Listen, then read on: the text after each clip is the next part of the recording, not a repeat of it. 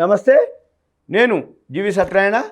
ఈరోజు మీకు బడ్జెట్లో బెనిఫిట్ పొంది అంటే ఏ సెక్టార్ బెనిఫిట్ పొంది ఆ సెక్టార్ ఎలా ఉండబోతుంది అనే దాని మీద ఒకటి.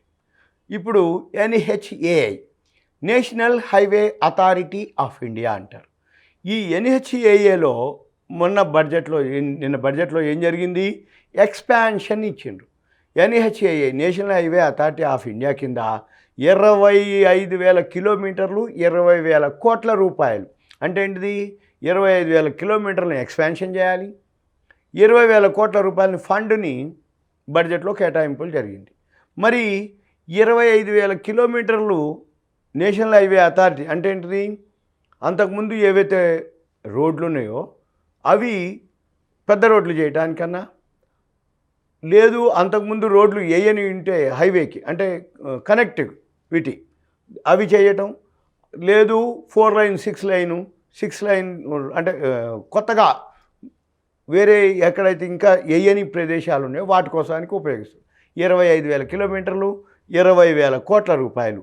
అయితే దీనికోసం అప్పుడేమవుతుంది? ఎప్పుడైతే నేషనల్ హైవే అథారిటీ ఆఫ్ అంటే రోడ్లు ఏదైతే 25,000 కిలోమీటర్ల రోడ్లు వేయాలంటే ఎంత ఇన్ఫ్రాస్ట్రక్చర్ కావాలి అనేది ఏ సెక్టార్కి బెనిఫిట్ అంటే ఏ కంపెనీలకు బెనిఫిట్ అంటే, ఉదాహరణకి సిమెంట్ కంపెనీలు ఉన్నాయి. సిమెంట్ కంపెనీలు ఓకే, ఎందుకంటే మరి రోడ్లు వేయాలంటే సిమెంట్ కావాల్సి ఉంటుంది. అది ఏంటిది?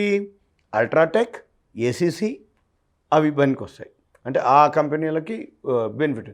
ఇవి రెండే చెప్పినా, మీరు చూడొచ్చు కూడా. ఇంకా సిమెంట్ కంపెనీలో ఏ కంపెనీలు బాగున్నాయి ప్రాఫిట్, ఏ కంపెనీ బ్యాలెన్స్ షీట్లు, ఏ కంపెనీ ప్రమోటర్ స్టేక్లు, డెట్లు, ప్లెడ్జ్లు, కంపెనీ యొక్క growth, company brand, company good will, అవన్నీ మీరు చూడాల్సి ఉంటుంది. మళ్ళీ ఇలా ఇదొకటే కాదు, సిమెంట్ కంపెనీలు అంటే పేర్లు ఉన్నాయి చెప్తున్నాను. L&T ఉంది, L&Tకి కూడా బెనిఫిట్ అవుతుంది. స్టీల్ కంపెనీలు, టాటా స్టీలు, జిందాల్ స్టీల్, అట్లా ఏవైతే స్టీల్ కంపెనీలో లీడర్లు ఉన్నారో వాళ్ళ కంపెనీ వాళ్ళు. తర్వాత రియల్ ఎస్టేట్లో ఎవరైతే ఉన్నారో కన్స్ట్రక్షన్లు. మరి ఇప్పుడు రోడ్లు వేసినప్పుడు బిడ్డింగ్ ఉంటుంది, టెండర్లు పాడతారు. మరి టెండర్లు బిడ్డింగ్ ఏదైతే రియల్ ఎస్టేట్ కంపెనీలు ఉంటాయి అవి తీసుకుంటాయి. ఎప్పుడైతే రియల్ ఎస్టేట్ కంపెనీలు బిడ్డింగ్లో పాల్గొంటాయో ఆ కంపెనీలు బిడ్డింగ్ వచ్చినప్పుడు ఆ కంపెనీ సేల్స్ పెరిగినట్టు, అంటే ఆ కంపెనీ టర్న్ ఓవర్ పెడతారు. వాళ్ళు రోడ్లు వేసేటంటే ఏదో వారం 10 రోజులు అవ్వదు, రోడ్లు నెలలు పడుతుంది. మరి ఆ నెలలు పడుతూ ఉన్న కొద్దీ అయిపోతుంటుంది బిడ్డింగు, బిల్లు, అవి ఇవి ప్రొసీజర్ మామూలుగా ఉంటుంది. అంటే దాంట్లో బెనిఫిట్ పొందేది ఏమేమిటి? అశోకా బిల్డ్కాన్, ఓబెరాయ్ రియాలిటీ, IRB ఇన్ఫ్రా, ఇవి ఒక 3 కంపెనీలు ఇచ్చినాము.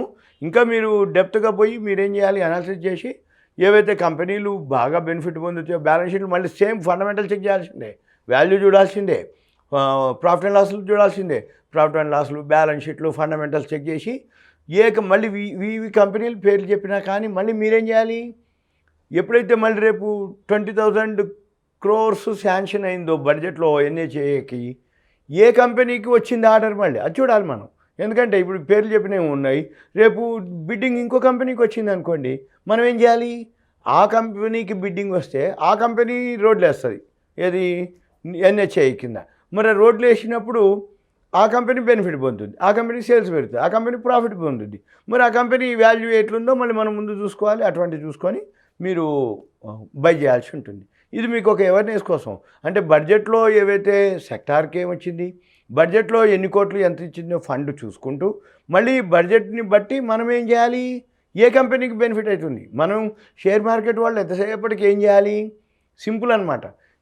దేనికి న్యూస్ వచ్చింది, ఏ సెక్టార్కి న్యూస్ ఉంది, ఆ సెక్టార్ న్యూస్ బట్టి ఆ సెక్టార్లో ఏ కంపెనీలు బాగున్నాయి, ఏ కంపెనీలు బాగుంటే ఏ కంపెనీలు మనం కొనుక్కోవాలి, ఏ కంపెనీలు గ్రోత్ ఉన్నాయి, ఏ కంపెనీలకి ఇంకా గ్రోత్ కనపడుతుంది, ఏ కంపెనీలు తక్కువలో ఉన్నాయి, వాల్యూ ఉన్నాయి. మెయిన్ అంటే ఎప్పుడైనా కానీ మనం ఏం చూడాలి? ఏదైనా సరే బిజినెస్ అంటే ఏంటిది? సింపుల్గా తక్కువలో కొనుక్కోవాలి, ఎక్కువలో అమ్ముకోవాలి. తక్కువలో కొనుక్కొని ఎక్కువలో అమ్ముకోవటం అంటే ఏంటిది? బిజినెస్. మరి తక్కువలో కొనుక్కోవడం అంటే ఏంటిది? వాల్యూ ఉండాలి, క్వాలిటీ ఉండాలి, తక్కువలో ఉండాలి. పెరిగినప్పుడు మనం ఎగ్జిట్ అవ్వాలి సింపుల్గా. అయితే ఇప్పుడు ఈ NHAI కింద ఏమొస్తున్నాయి బెనిఫిట్?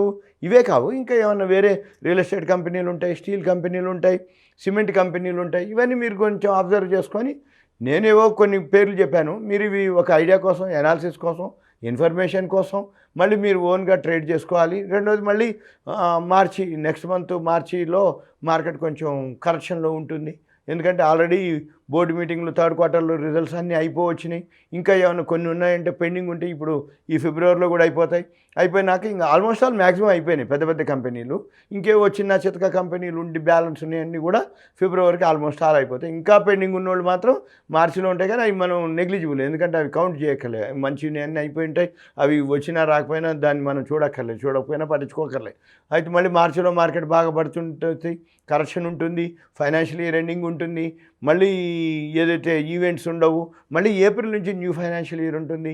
అందుకని జనరల్గా మార్కెట్ మార్చిలో డౌన్ ఉంటుంది. కాబట్టి మీరు ఇవి చూసుకొని ఇవన్నీ రాసుకొని మళ్ళీ మీరు మార్చిలో ఎప్పుడో కానీ తగ్గినప్పుడు వాల్యూ చూసుకొని మీరు ఎంటర్ అవ్వాలి. ఇది మీకు ఒక education purpose, knowledge purpose, awareness కోసం. Okay, right. సుమన్ టీవీ ప్రేక్షకులకి ధన్యవాదాలు. Thank you.